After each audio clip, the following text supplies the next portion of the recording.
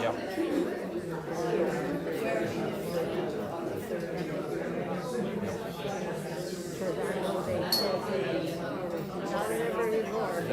No, and what I was saying is I just want to know the person or have a relationship. I don't want just people from other groups. Hey, I want to go to the church. So that would be perfect. Are you going to go with her? Oh, I do love the truth, but I No, she should. That would be lovely.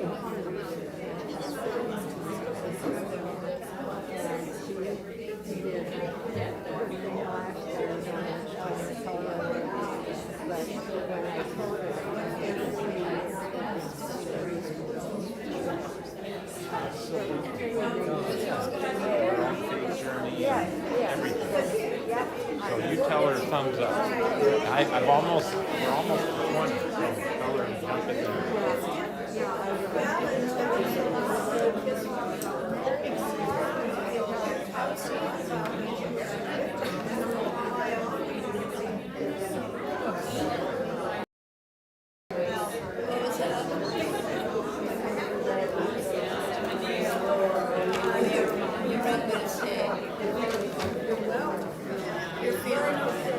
All right, everybody, we're just about ready to get started with our class today. People are coming in. We're going to flip the camera back this way. There we go. Hello, everybody. Let's see, that's pretty good.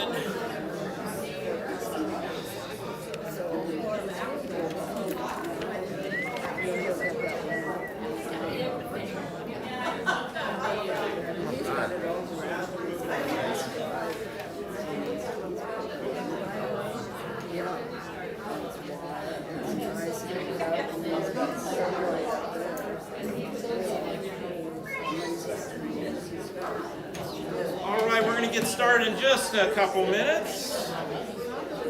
Got our microphone runners.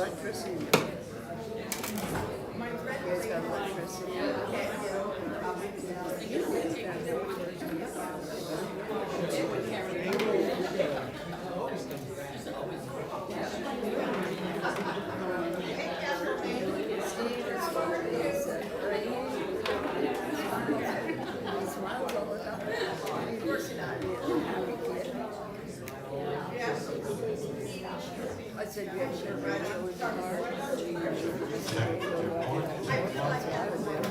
Oh, he says, well, I'm so close to you, and he said, yeah, he loves you.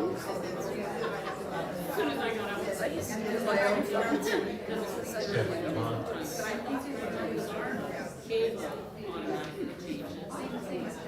used to write his own music. But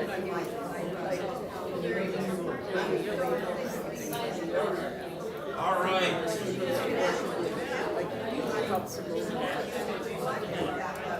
Let's see.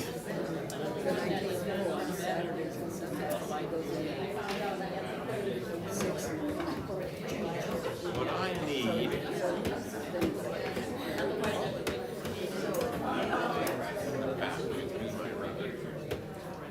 Hey, Chris, can I pick on you just to see? Could you go find Justin and tell him we had to switch this mic and I need him to adjust it? If you can find him.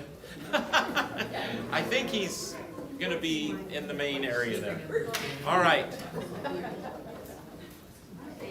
Good to see everybody today. We got a lot of work to do. Very excited. Let's see. We got into Romans 13 last week and just got enough of it on the surface. I had somebody say to someone else as they left, somebody said, "What happened in your class?" They said, "Boy, it got pretty heated in there."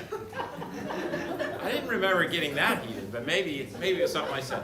So, but I know we started talking about the Christian relationship to the government, and anytime we talk about government, our emotions get going. So we're going to do that today, but we're going to do it in more depth, and we're going to talk about the two kingdoms that Lutherans often talk about. And so, but just to review where we were last week. Thanks, Justin. I had to give Jonathan my mic, and you know how with my mic we had to turn it down. So, anyway, and I couldn't, anyway. All right, Justin's the savior man. All right, so here we go, chapter 13. So be subject to the governing authorities. Right there, we've got problems, right? Paul says that. Thanks, perfect. But it's an awesome case. Look at that. It's an awesome case study in hermeneutics, this chapter in particular. When you've got doctrines that are being talked about, you still need some translating of those. There still needs to be some hermeneutics, but to me, those are more universal. I mean, when Paul says we're made righteous by faith, by grace through faith, not works of our own, I think that has you have to reapply it, but it's not as difficult. Now, when you start getting to specifics and ethics, that's where you have to really take into account, well, what did it mean when it was being spoken? And this is our principle. You start with understanding the original context, and then you also want to ask what it meant. What did Paul, his words, what did they mean then? And then ask, what do they mean today? Now, just know, because I've gone through quite a journey of this, growing up in the Lutheran Church, Missouri Synod, and then moving to the American Lutheran Church, which came into the ELCA, that I know that when it comes to hermeneutics, we all fall prey to trying to make the Scripture say what we want it to say. And we want to, if you do this with the right spirit, you're trying to really not make the text mean what you want it to say. You want to let it speak, let God speak. And that's where I'm coming from on this, as much as I can as a sainted sinner. So with that, when it comes to Romans 13, we talked last week a little bit about, well, what was the Roman context? And I made the point, which I think is for the most part true, that the Caesar had gotten a lot more powerful than like the Senate, and it was almost a dictatorship. As I've done more research, there'd probably be a lot of historians that would take issue with that. They wouldn't call it a dictatorship. Or one, for instance, like what we're seeing happen in Russia, where all freedoms are shut down and no dissent and no communication, etc. If you were a Roman citizen, you had a lot of rights. And you had the ability to, participate, even though the Caesar had become so powerful. So governing authorities were there, the Senate was still there, but anyway, so I wanted to back off that comment just a little bit, but nonetheless, Rome was very brutal in many respects, but of course we can always look back in hindsight and judge. I don't want to think about what they're going to be saying about my generation, 70 years from now. But yet that was the context. It was not a Christian government, of course, but Rome did allow for freedoms of certain religions. The problem with Christianity is that it wasn't one of the recognized religions as it started to get distinguished from Christianity. And that happened fairly quickly in the first 20 years. But the Jewish people could worship, the problems came, according to Josephus, the first century Jewish historian, when the Jewish people started to rebel against Rome. But that's a whole nother class. So the part I want to hold up is that I think I didn't really reflect the historical situation of Rome as well as I could have. But nonetheless, there's the context. And so now you've got this new Christian group of people. And do you remember a guy named Nero? Yes. Okay. So Nero gets going, and the persecution of the Christian church, a lot of times we think about it as like, right from the beginning, Rome was after Christians and killing Christians, and they were putting them before the lions in the big Colosseum. And that definitely happened, but that was more episodical, I guess you could say. At certain periods of time, Nero blamed the Christians on the big fire in Rome, I guess, and some of that. So Christians did undergo persecution, they did get scapegoated at times, just like the Jewish people got scapegoated in that time, and then we've seen this historically that gone on. But there were lots of times where Christianity was not, oppressed, you could say, or it certainly wasn't well thought of, and we start hearing, I think Tacitus makes reference to Christianity around 100 AD. We hear an outside biblical source talking about people that believe in this person who came back from the dead. I forget the exact part of it. But I just want you to know that. So the Roman system was complex like any government and pretty amazing in many respects. And a lot of Christian historians would say, wow, when you ask, why did this happen when it did? Why did God come and take on flesh when God did? There's a lot of things that the Romans had set up that made Christianity able to spread. The communication networks, the roads, everything, but I'm not gonna go there necessarily. I have no idea about that. But that's the context. And so now Christianity starts going, and the Apostle Paul, I think, is concerned about how the Roman government will look at Christians. And remember, the Jewish folks, Paul writes, let's just think for generalities. He writes in the 50s. Jesus was crucified around 30 AD. He writes in the 50s. That's when most of his letters are being written. When did Rome get destroyed? Come on, historians. 400. No. Oh, I'm sorry. I said Rome. I meant to say Jerusalem. When did Jerusalem get destroyed? 70. So we're right in the middle. So that destruction, that revolt of the Jewish people against Rome did not come out of nowhere. It was fermenting and bubbling for many years. And so Paul, seeing where a lot of the Jewish folks are going, the Zealots in particular, is worried that Christians are going to be understood by the Roman Empire and the civil authorities as rebels, like that want to overthrow the government. So I think you have to hear that when you hear Paul say what he said in Romans 13, which, just to remind you, let every person be subject to the governing authorities, for there is no authority except from God, and those that exist have been instituted by God. Therefore, whoever resists the authorities resists what God has appointed, and those who resist will incur judgment. Right? Depending on how well you're feeling about your civil government for whatever time. Would you have no fear of the one who is in authority? Then do what is good, and you will receive his approval, for he is God's servant for your good. But if you do wrong, be afraid, for he does not bear the sword in vain, for he is the servant of God, an avenger who carries out God's wrath on the wrongdoer. What's underneath this is Paul sees the government as keeping order.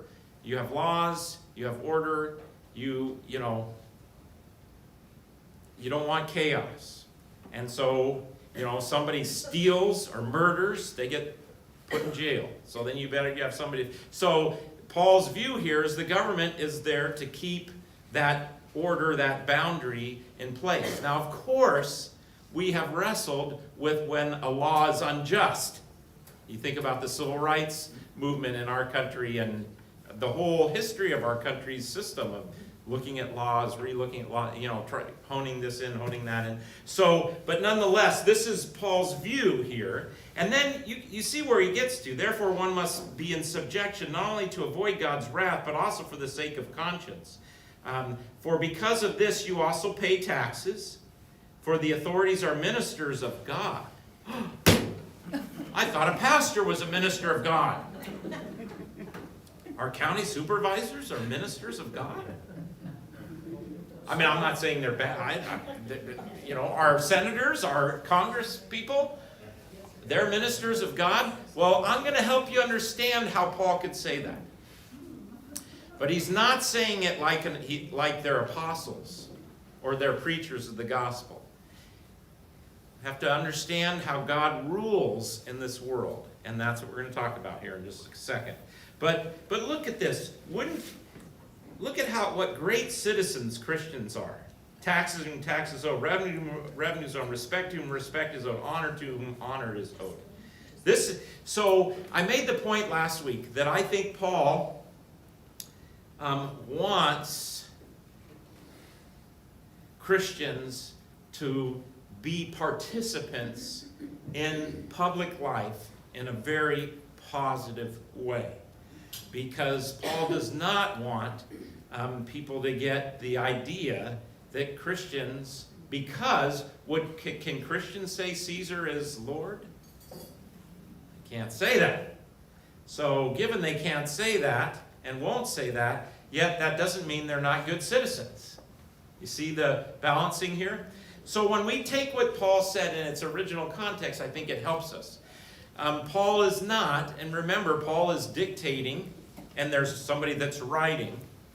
And I'm sure he said, scratch that out and write it. I mean, I don't know how he did it personally, but he was inspired by the Holy Spirit for sure. But this is not him sitting down and writing a treatise on Christians' relationship to government. He's talking to some people in Rome and what's going on. But there is some stuff we can draw out from this. And that's what we're going to do today. We'll see how long I make it. We got to get done with Romans, so we can't spend forever. But we got to pause and really drill down here. So we had a wonderful conversation, or started one last week, about, well, how does this come into being and work into our current situation? I mean, everything from masks to vaccines were brought up, and then we could bring up all kinds of other examples. I did say that this passage was influential for me as one pastor of this church, and in conversation with the leadership about what we do with this pandemic.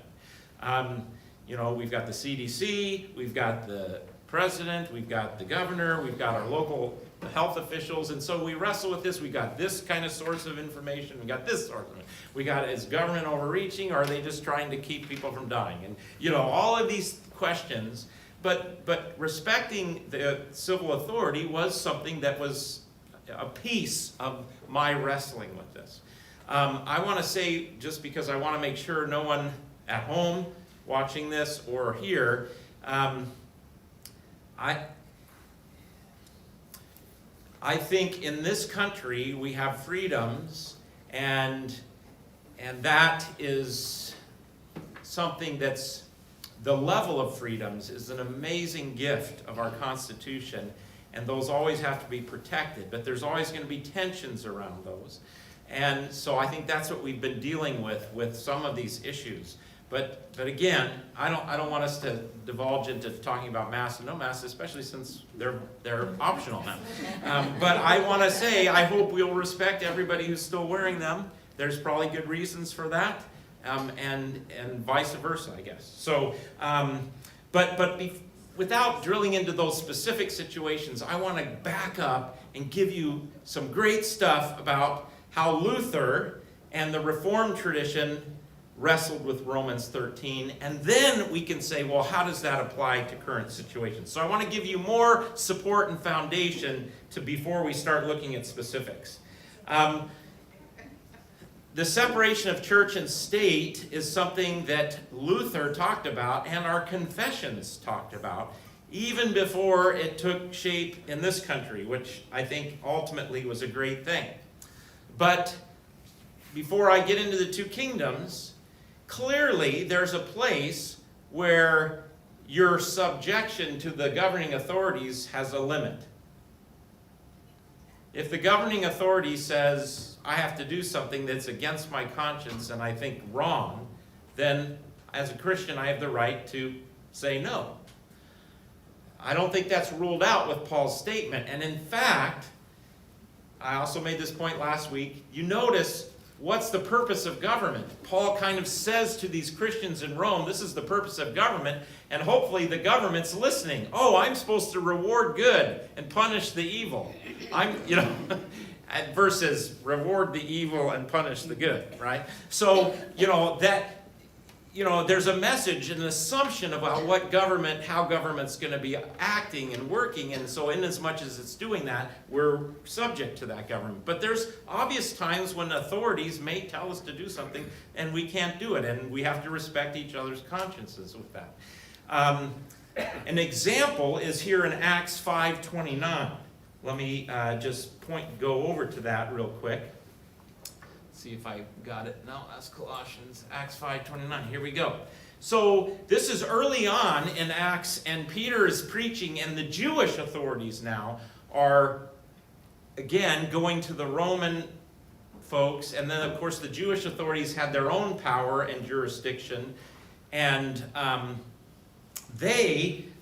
let's just read this. And they had brought them, they set them before the council. This is Peter and the apostles. And the high priest questioned them, saying, "We strictly charge you not to teach in this name."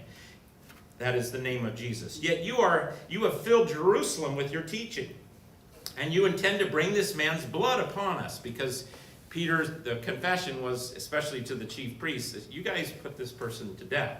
But Peter and the apostles answered, "We must obey" what? "God rather than men." So right there is Paul says, be subject to governing authorities, but we're going to obey God rather than men. And then Paul says, well, God put those authorities there for a certain reason. So this is the tension that we all live in, right here. And then Peter goes on to preach and says, no, we're going to preach. Now notice what the limit is to govern and being subject to the government. And I've said this, I've even said, well, I won't go there. When it comes to government, if the government says, Bill Cradger, you can't preach the gospel and you can't, then I'm going to say, I'm sorry, I'm not going there. So that's the government getting into our business, see? But that's the perfect setup then to talk about, well, what is the government's business? What's the church business? Is there these two kingdoms? How do we do this? And so let's take off our coat and let's get busy on this. What's that? Oh, I'm ready to go. Yes, that's what I mean. I'm taking off the coat. Let's go.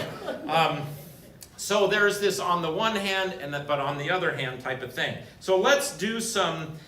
This is a great quote from Roy Harrisville on the Augsburg Commentary about the assumption about government. I don't think I can even need to take time on it. I've already made the point. So the two kingdoms. Romans 13 and many other passages are one of the passages that have got Christians thinking about, and the Reformed tradition, in particular Martin Luther, about what is the relation of the Christian to the governing authorities, to the state. And Luther saw two kingdoms, two polarities, I guess you could say, two ways of being in the world, and God ruling in two different ways. So let's unpack those. This is from William Lazarus' little work that I put on the website. Instead, Luther spoke of two ways in which God rules everyone. Thank you. Appreciate it. One form of ruling is by means of the promise that makes faith and whose kingdom is new and eternal. The second is the way God uses the law to establish eternal peace by means of the sword in the temporal kingdom. So, of course, sword being figurative, although I suppose historically it hasn't been always figurative, but, there's laws and there's consequences. You enforce that. You have time out, for your kids. So the government says, time out, and it rules by law to establish eternal peace by means of the sword in the temporal kingdom. So you got the old kingdom, the new kingdom. Neither of these ways of ruling was sufficient without the other. They both need each other. You need both operating. I am reminded of Nelson Bella's work, Habits of the Heart, old book going way back to probably, the 80s, where he says that you have three languages. He actually, how do you say Tocqueville? Is that the way you say his name? French philosopher, came into the United States soon after this country was formed, and he was like, what's making this country work? And he talked about three languages. That in this country you have the language of individualism, which is amazing, individual rights, freedoms, religious language.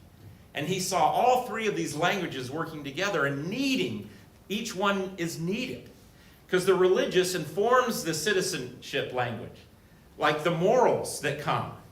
Didn't somebody say you can't legislate morality? I think there's some famous person said that. Anyway, so you've got religion informing morality, and then you've got citizens who are working, but then you've also got the language of individualism. Now, Nelson Bella's take on this back in the 80s was that the problem with our current situation is we've lost the language of citizenship and the religious language, and all we've got is individualism, which can't carry the freight.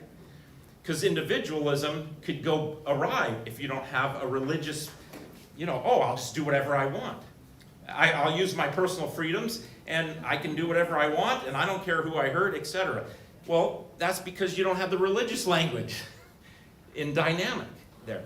So you need all of them. So anyway, that's a point he made. I think that Paul is going to say in this passage, and Luther is going to say, we need both these kingdoms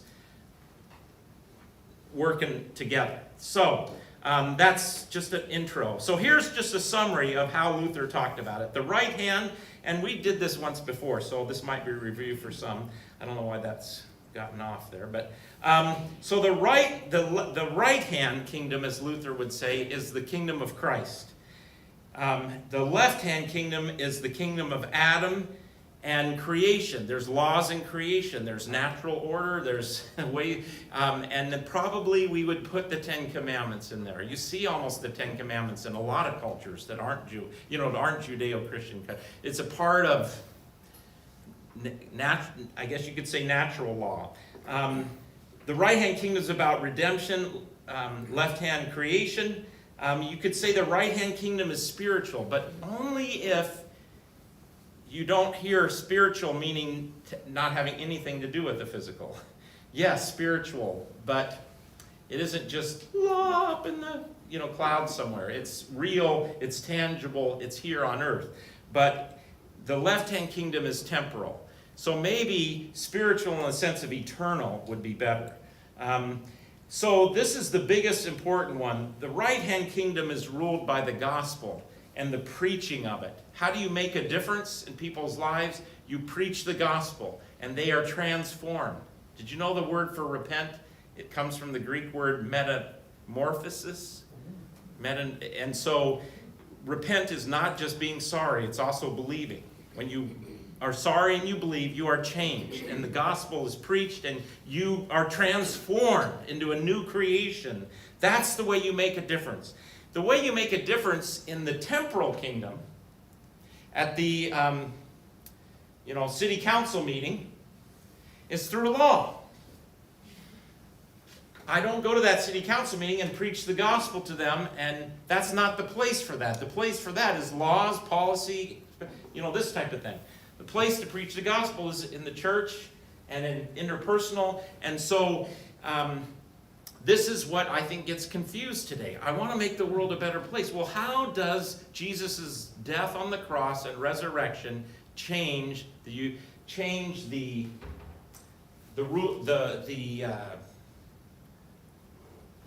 make the world better from a sense of whether we have food stamps or not, or whether we have this many or this government action or something? No. The gospel changes people's hearts, and then they get involved in government, and they might say, I really want to help people who are underserved, so I think this is the best way to do that. Or then you have somebody else on the other side say, well, I think this is the better way. So that's law. That's the way you make things better, is you either adhere to the laws or you change them or make them better. You come up with better policies that are wise and smart and takes into account human sinfulness, and this is what we're trying to do as a society, be better. We see something wrong. I mean, to use the overly used perhaps, but great, part of our history in the civil rights movement after the Jim Crow stuff. Like, hey, these laws are wrong. And so we're going to get involved, we're going to change those laws. Well, why? Because we think they're unjust. And so, yes, Martin Luther King Jr. talked, and Rosa Parks, and all the people who worked, and hopefully all the people, white, black, whatever, who voted, for this, and as we've worked in this broken system. But we did that by law. We have morals, and so we're going to change it. The gospel changes because it changes people's hearts. So I see a difference in the right-hand and left-hand kingdom and how God works. God works on the left-hand kingdom, over here, which is over here. Okay, left-hand kingdom, by instituting just laws and reason and thought and having Christians and other people, because in the left-hand kingdom there can be people who are Muslim, there can be people who are of no religion that are just and honest, and they're working out there. We can work together with anybody and everybody in the left-hand kingdom who wants to make this world a better place and more just, and maybe we agree with how they think we should do it, and if we don't, then we have that dialogue and we go. But here, God works by, through, I guess, for lack of a better word, law and reason and working things through. In the right-hand kingdom, it's different. That happens through the preaching of the gospel and changing hearts. And that is the church's mission. And so if we have these two kingdoms working, the temptation, though, is, well, let me put up the rest of the words. We got that. I love this last one. That in the right-hand kingdom of Christ, as I am transformed, my actions are out of my, it's like I just want to do it. In the left-hand kingdom, well, here's the law. You got to do it. It's like you go to school. If you don't show up, you get a bad grade.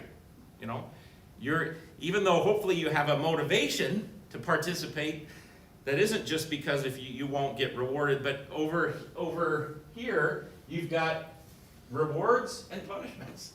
And that's kind of how it works. So I'm drawing a hard line here. Right hand, faith, active in love, and the left hand is law abiding in reason.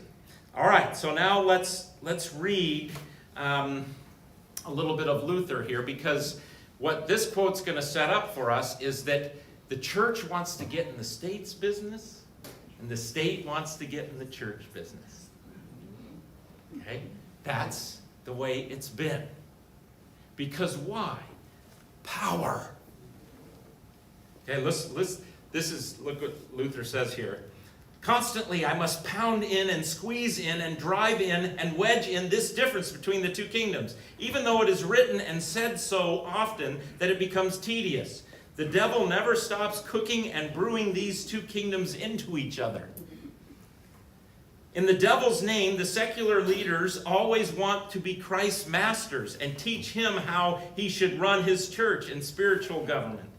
Similarly, the false clerics and schismatic spirits, so false clerics, Rome, and the schismatic spirits, the Anabaptists, the more radical reformers, want to be the masters, though not in God's name, and to teach people how to organize the secular government.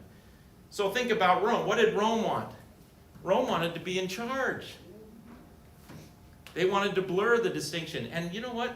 I agree, Val. It feels like the heat is like powerful on today. But right behind there, can you just bring behind that door, Don, the thermostat? Because I'm sweating. I'm just like, of course, I'm working. I know. Okay. All right. I'm excited. Okay. I love to talk about this. Okay. Similarly, the false. Okay. So we got it. Thus the devil is indeed very. I know everybody's temperatures are different. Sorry, forget. Thus the devil is indeed very busy on both sides, and he has much to do. May God hinder him. Amen. If we deserve it. Interesting. So here you can see the contrast of what Luther's concerned about. Now this comes from the Augsburg Confession. So when the Lutheran movement, by 1530, about 10 years, let's say 10 years after the whole thing got started, 13, something like that, princes and theologians needed to say, this is what our movement is about.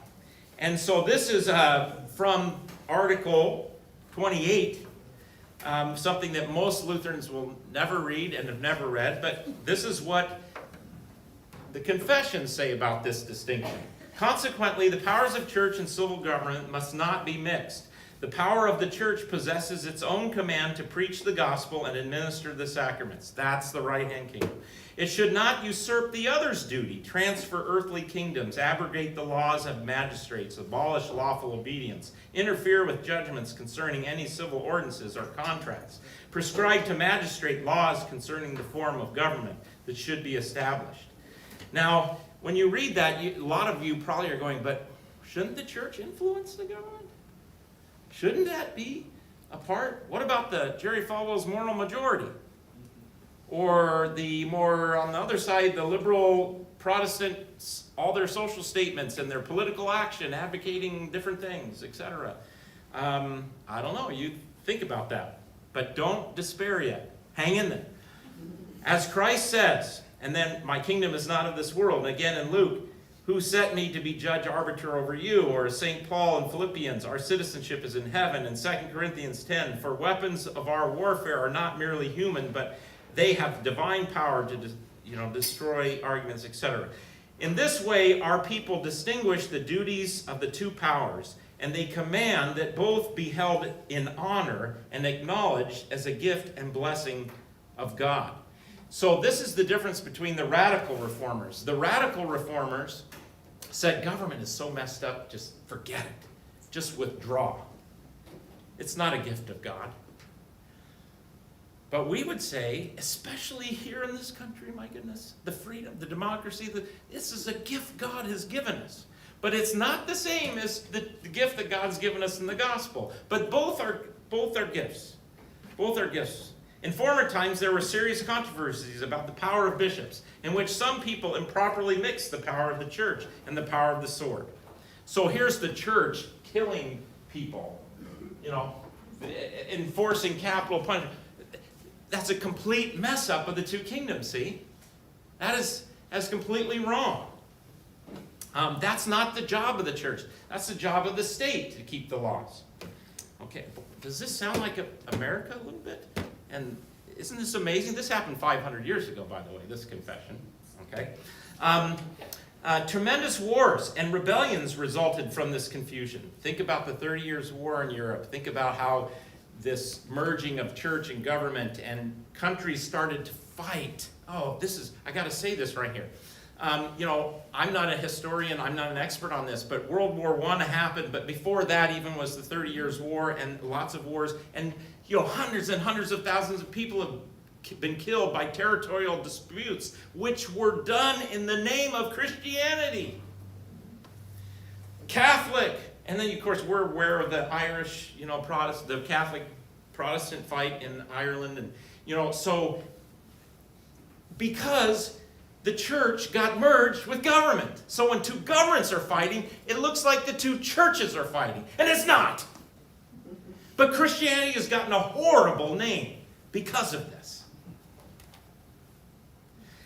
Even in 9/11, when really radical and violent expressions of Islam look at the United States having a base in Saudi Arabia, you know what they think? They think there's a crusader army there. Now they're wrong because they don't understand the difference, but that's the way it was framed to them. I'm not saying to all Muslims, not in any respect, 100%, but some viewed it that way. And actually, I know a lot of Christians in this country, when we've had that conflict, viewed it that way too. This is a fight of Christianity against Islam. No, it's not. This is a fight of two countries and two powers that come out of different religious traditions. I'm not saying they don't influence the fight. I'm not, at all. But I want to make this real for you. This is why we need to separate these kingdoms. But there is a relationship, and we'll get there. So let's keep going here, Bill. Get back to us.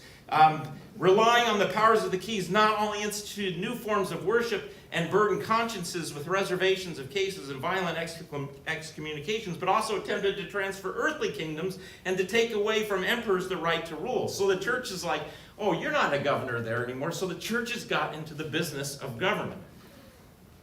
Of course, now we struggle, don't we, with it going the other direction. Okay?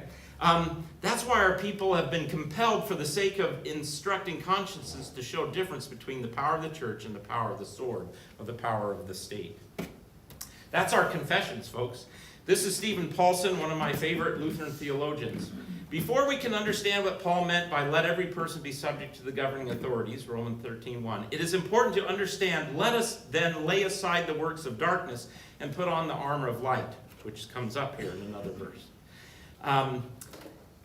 Which is Paul's reference to the use of baptism. How does one use a baptism as armor of light in the struggle of faith? One must distinguish between the two worlds and the two persons, I am, who resides in both kingdoms. So here's the thing. We reside in both kingdoms simultaneously. Instead, Luther spoke of two ways in which God rules everyone. One form of ruling is by means of the promise that makes faith and whose kingdom is new and eternal. The second is the way God uses the law to establish external peace by means of the sword in the temporal old kingdom. Neither of these ways, and again, don't get too hung up with the sword thing. This is like, how do you make sure Bill Crabtree doesn't drive 70 on 3, you know? You hand him out a ticket, you know. That's what we're talking about. I didn't get a ticket though. I'm just joking. Not what's that? You like the sword? Yeah. Rick Potter is your. Oh yes, and then Rick with the roundabouts. Yeah. Okay. So okay. Let's see. Yes, neither of these ways of ruling was sufficient without the other. Instead of the scholastic distinction between levels of Christians, Luther then distinguished between Christians who do not need the temporal government at all, since they live beyond the law. So like, oh, I don't need the government. And then the rest of the world who require the force of the sword to resist evil and preserve some peace. To Christians alone, all of them belongs the renunciation of force.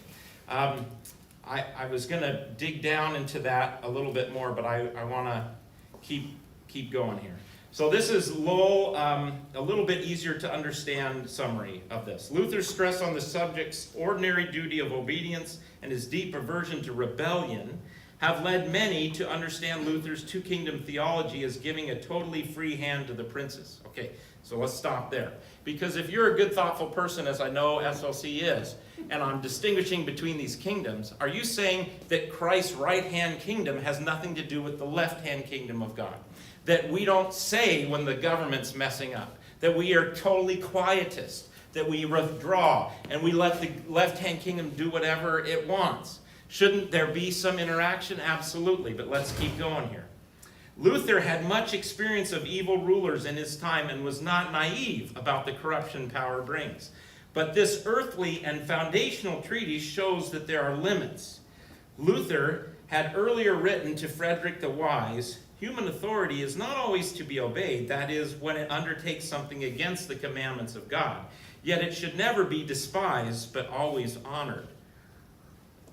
Look at this interesting thing. So Luther isn't just simply saying government can do whatever it wants. There's no interaction. There is interaction, but it's the how.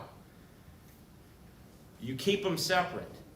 You have Christians who are shaped and molded and formed, and then they are involved in the left-hand kingdom to work for justice, to work for peace. But they're not trying to make the government Christian. They're trying to make it just. And my formative years there. And when I read his speeches, I don't agree with everything he said, by the way, obviously, or I mean, that's not the point. But he, out of his Christian convictions, biblically supported, called the country to what? Be true to your own creeds. That all people are created equal. He was not trying to make the government Christian. He was trying to call us back. Now, was he motivated by his Christian faith? Absolutely. In the modern ways of talking about Dr. King, do we completely forget that he was a Christian as I'm listening? Yes. Just like we've forgotten that Martin Luther in Germany, you go there, you wouldn't know anything he said about. Anyway, it's crazy. But we want to strip away all of that, but absolutely. Now, was Dr. King perfect? No. To me, he's a hero of the faith. But he had all kinds of problems, just like Martin Luther did. You guys do know that he got his name after Martin Luther, right? Okay, I've told you that many times. Okay, so, but anyway, but you see the difference there? So he's trying to make the government just. He isn't trying to make it into Christian. And the same thing when we talk about the separation of church and state. When the government starts to get into the church's business, you don't get to tell the bishop how to preach the gospel and whether we're going to do the mass this many times. And these were actually issues. The government was doing this. In our own context in our country, and I know I've talked about this and I've read this, so my source could be wrong, but the separation of church and state originally was to keep the government out of the church. Because I think it was the Anglicans, wasn't it, who were in charge of the government in the South, and these Baptist preachers were coming and preaching, and they were getting all kinds of converts. And so the Anglican leaders, who were in charge of the government, whatever, they were passing laws saying you can't preach unless you have a license. And guess who gave the licenses? And Thomas Jefferson